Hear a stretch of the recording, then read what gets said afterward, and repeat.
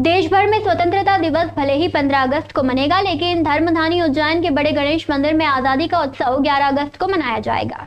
इसकी वजह मंदिर की वो अनूठी परंपरा है जिसके तहत राष्ट्रीय पर्व अंग्रेजी कैलेंडर की तारीख के बजाय उस वैदिक तिथि के अनुसार मनाए जाते हैं जिस तिथि पर ऐतिहासिक घटना घटी थी। ज्योतिषाचार्य पंडित अक्षय व्यास ने बताया कि भारत को 15 अगस्त 1947 को आजादी मिली थी। उस दिन श्रावण कृष्ण पक्ष की चतुर्दशी तिथि थी। इस वर्ष यही तिथि 11 अगस्त को पड़ रही है, इसलिए मंदिर में स्वतंत्रता दिवस का आयोजन 4 दिन पहले मनाया जाएगा। मंदिर में सुबह गणतंत्र के आराध्य देव बड़े गणेश का अभिषेक पूजन कर गणपति स्तोत्र के सहस्त्र पाठ होंगे। इसके बाद ध्वजारोहण होगा। राष्ट्रगान के साथ भारत माता का पूजन किया जाएगा और स्वतंत्रता संग्राम के अमर बलिदानियों को श्रद्धांजलि अर्पित की जाएगी। इस अवसर पर देशभक्ति के गीत, सांस्कृतिक प्रस्तुतियां और प्रसाद वितरण भी होगा। बड़ी संख्या में श्रद्धालु और नागरिक इस आयोजन में शामिल होंगे। पंडित व्यास ने बताया, बड़े गणेश मंदिर में 15 अगस्त 26 जनवरी जैसे राष्ट्रीय पर्व तथा महापुरुषों की जयंती तिथि अनुसार मनाने की ये परंपरा वर्षों पुरानी है। इसके अलावा हिंदी दिवस भी तिथि के अनुसार मनाया जाता है। पंडित व्यास ने बताया, सनातन धर्म परंपरा को मनाने वाले हर हिंदू धर्मावलंबी के दिन की शुरुआत पंचांग के अनुसार होती है।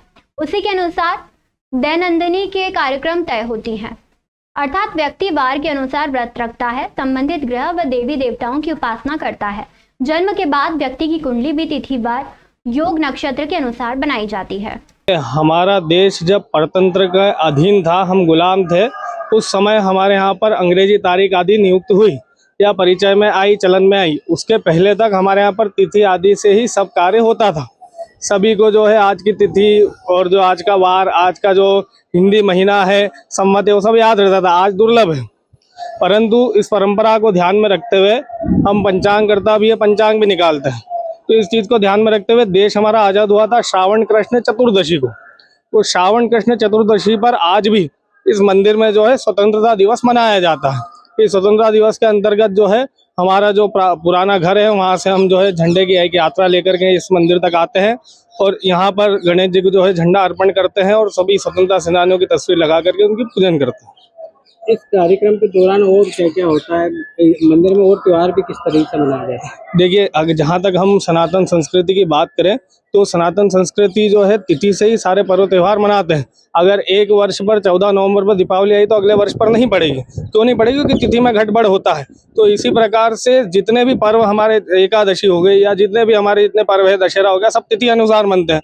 तो परतंत्र से हम जो है अधीन थे तब तक तो ठीक था, लेकिन अब जब हम आज़ाद हो गए उसके बाद भी ऐसी क्या गुलामी की हमको उन्हीं की तारीख से, अंग्रेजों की तारीख से ही अंग्रेजी का हमारा स्वतंत्रता दिवस मनाना पड़ रहा है।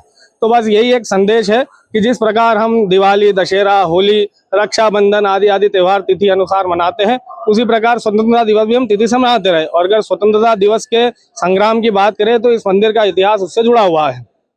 जो बड़ा गणेश मंदिर है, इसकी स्थापना ही गणतंत्र की प्राप्ति के लिए हुई थी। जो हमारे दादाजी के दादाजी पंडित नारायण जी व्यास, जिन्होंने इस मंदिर की स्थापना करी, वे जो है पंचांग करता थे। और बाल गंगाधर तिलक जी ने एक ज्योतिष अधिवेशन रखा था पुणे में, वहाँ पर यहाँ से पधारे थे। तो बाल गंगाधर तिलक जी ने उनसे कहा था कि देश को गणतंत्र की प्राप्ति कैसे हो, इसका आप मार्ग प्रशस्त करें। तो उन्होंने कहा कि गणतंत्र के आराध्य देव गणेश है, तो गणेश जी की उपासना से जो है स्वतंत्रता की या गणतंत्र की प्राप्ति देश को हो सकती है। तो उसी क्रम में उन्होंने यहाँ पर आकर के बड़े गणेश जी की स्थापना की और स्थापना के बाद में यहाँ पर तब से ही दर्शन पूजन आदि की व्यवस्था है।